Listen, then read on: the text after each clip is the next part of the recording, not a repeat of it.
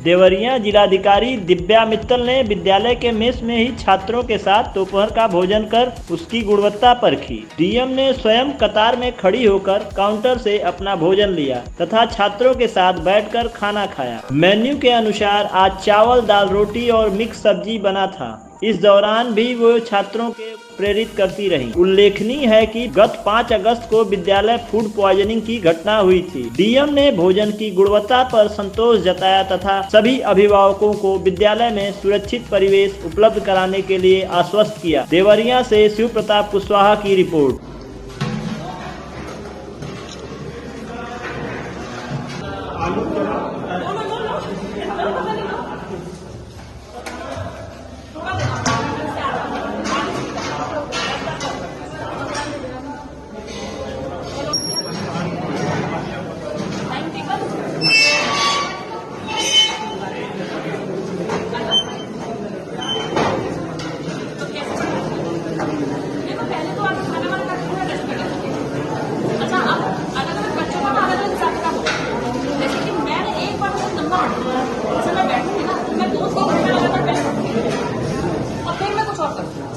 अब जैसे मैंने और बच्चे देखे, जैसे मेरे हस्बैंड में है, वो 1 घंटा पढ़ेंगे उसके बाद उठ जाएंगे।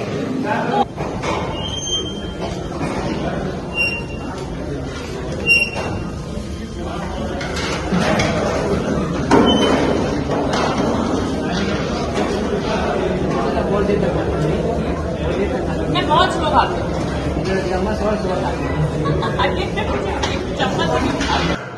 देखिए, एक तो ये मैं वादा पूरा कर रही थी।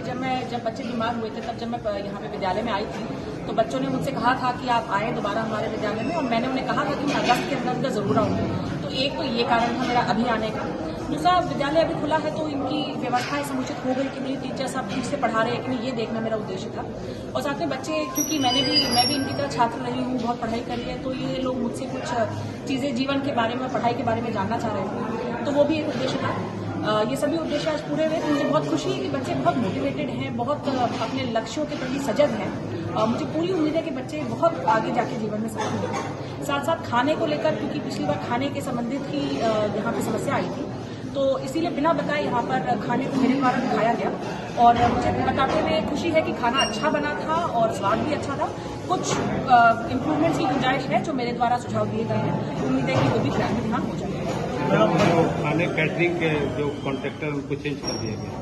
जी, खाने के जो पुराने कॉन्ट्रैक्टर थे उनके ऊपर एफआईआर भी की गई थी, उनको ब्लैकलिस्ट भी किया गया, उनका ठेका यहाँ से समाप्त कर दिया गया है। तो अभी यहाँ इन लोगों के द्वारा नया टेंडर किया जा रहा है, परंतु तात्कालिक व्यवस्था करने के लिए उन्हीं दरों पर यहाँ के लोकल जो हमारे वेंडर हैं उनसे यहाँ पे इस वक्त भोजन लिया जा रहा है। पिछला दर था मैम, जो मिल्स के ब्रेकफास्ट स्नैक्स के, वो जानकारी मिले थी काफी कम है। जो मार्केट का जो रेट है बहुत हाई है, और उस परिप्रेक्ष्य में रेट यहाँ काफी कम था, उसको इंक्रीज किया गया क्या? नहीं, अभी फिलहाल तो उसी दरों पे ये चल रहा था ना। अब जब नया टेंडर होगा तब नई प्राइस डिस्कवरी होगी, तो उसके बाद जो भी होगा वो उसी हिसाब से चलेगा। मैडम, बच्चों से संवाद किया, कैसा अनुभव रहा है?